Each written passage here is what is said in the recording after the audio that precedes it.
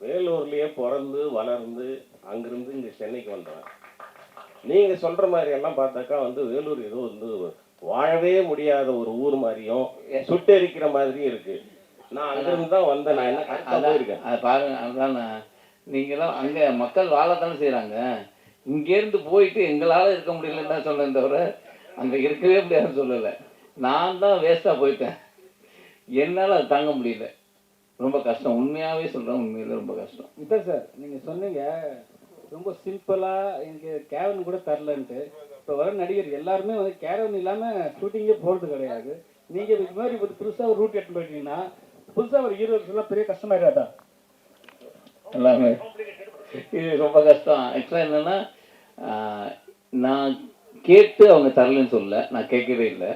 அவங்களும் உங்களுக்கு வேணுமான்னு கேட்கல. என்னென்னா, இது ஒரு எனக்கு தெரிஞ்சிருச்சு, இந்த படம் ஒரு சின்னதாக தான் நடக்க போகுதுன்னு தெரிஞ்சிருச்சு. சரி, இதில் இருக்கிற தொகையை அதுக்கு யூஸ் ஆகுமே அப்படிங்கிறது தான், வேறு ஒன்றுமே கிடையாது. நான் கேட்டிருந்தா கொடுத்துருப்பாங்க கண்டிப்பாக. யூனிட்டில் மாட்டேன்னு சொல்லியிருக்க மாட்டாங்க.